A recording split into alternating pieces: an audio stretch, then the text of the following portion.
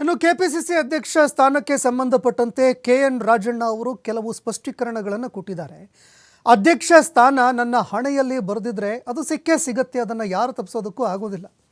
ನಾನು ಅಧಿಕಾರಕ್ಕೆ ಎಂದೂ ಕೂಡ ಅಂಟಿಕೊಂಡು ಕೂತವನಲ್ಲ. ಬೆಂಗಳೂರಿನಲ್ಲಿ ಈ ವಿಚಾರಕ್ಕೆ ಸಂಬಂಧಪಟ್ಟಂತೆ ಕೆಎನ್ ರಾಜಣ್ಣ ಪ್ರತಿಕ್ರಿಯೆ ಕೊಟ್ಟರು. ರಾಜೀನಾಮೆ ಕೊಡುವಂತ ಏನಾದರೂ ಹೇಳಿದ್ರೆ ನಾನು ಮಂತ್ರಿಗಿರಿಗೂ ಕೂಡ ರಾಜೀನಾಮೆ ಕೊಡ್ತೀನಿ. ನಾನು ಮುಂದೆ ಚುನಾವಣೆಗೂ ಕೂಡ ನಿಲ್ಲೋದಿಲ್ಲ. ಇನ್ನು ಸಿಎಂ ಆಗುವಂತಹ ಅವಕಾಶ ಎಲ್ಲಿಂದ ಬರುತ್ತೆ? ದೇವೇಗೌಡರು ಪ್ರಧಾನಿ ಆದಂತೆ ಆಗ್ತೀನ, ನಾನು ಕೂಡ ಆಕ್ಸಿಡೆಂಟಲಿ ಏನಾದರೂ ಆಗಬಹುದಾ? ನನ್ನ ಹಣೆ ಬರಹದಲ್ಲಿ ಏನಾದರೂ ಬರೆದಿದ್ದರೆ ಕೂಡ ನಾನು ಆಗೋದಿಲ್ಲ.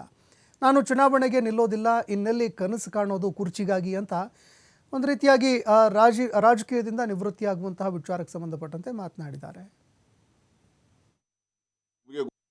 ಅದರಲ್ಲಿ ಅವ್ರ ಹಣೆನಲ್ಲಿ ಬರೆದಿದ್ರೆ ಚೀಫ್ ಮಿನಿಸ್ಟರ್ ಆಗ್ತಾರೆ ಅಂತಕ್ಕಂಥದ್ದನ್ನ ಹೇಳಿದ್ದಾರೆ.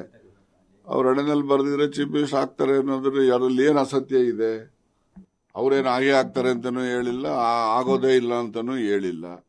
ಅವ್ರ ಹಣೆನಲ್ಲಿ ಬರೆದ್ರೆ ಎಲ್ಲರೂ ಅಷ್ಟೇನೆ, ಯಾರೇನೇ ಇದ್ರು ಕೂಡ ನಮ್ಮ ಡೆಸ್ಟಿನಿ ಏನಿದೆ ಅದನ್ನ ನಿರ್ಣಯ ಆಗಿರ್ತದೆ. ಯಾರು ನಾನು ಮುಂದೆ ಎಲೆಕ್ಷನ್ಗೆ ನಿಲ್ಲಲ್ಲ ಅಂತ ಹೇಳ್ಬಿಟ್ಟಿದ್ದೀನಿ, ತಿರುಗಿ ಸಿಎಂ ಕೇಳಕ್ ಹೋಗ್ತೀನಿ. ನಾ ಮಂತ್ರಿಗಿರಿನೂ ಕೂಡ ನಾಳೆ ಬೇಕಿಲ್ಲಪ್ಪ ನೀನು ರಾಜೀನಾಮೆ ಕೊಡು ಅಂದ್ರೆ ಈ ಕೂಡಲೇ ಕೊಟ್ಬಿಡ್ತೀನಿ. ನನಗೇನು ಮಂತ್ರಿಗಿರಿಗೂ ನಾನೇನು ಅಂಟ್ಕೊಂಡು ಕೂತಿರೋನಲ್ಲ, ಮುಂದೆ ಚುನಾವಣೆಗೂ ನಿಲ್ಲೋನಲ್ಲ. ಇನ್ನೇನಿದೆ ನಮ್ದು?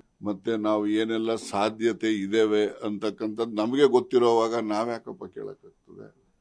ನಾವೇನು ಕರ್ನಾಟಕದಲ್ಲಿ ದೇವೇಗೌಡರು ಪ್ರಧಾನಮಂತ್ರಿ ಆದಂಗೆ ನಾವು ಮುಖ್ಯಮಂತ್ರಿ ಆಗ್ತೀವಿ ಅಂತ ಹೇಳ್ಕೊಳಕ್ಕಾಗ್ತದೆ? ಅವ್ರಿಗೆ ಅದೃಷ್ಟದಲ್ಲಿ ಇತ್ತು, ಆದ್ರು ಸಂತೋಷ. ಬರ್ದಿದ್ರೆ ನಾನು ಅದ್ರ ಬಗ್ಗೆ ನನ್ನ ಚಿಂತನೆನೂ ಇಲ್ಲ, ನಾನು ನಿರೀಕ್ಷೆನೂ ಮಾಡೋದು. ಅದರಲ್ಲಿ ಅವ್ರ ಹಣೆನಲ್ಲಿ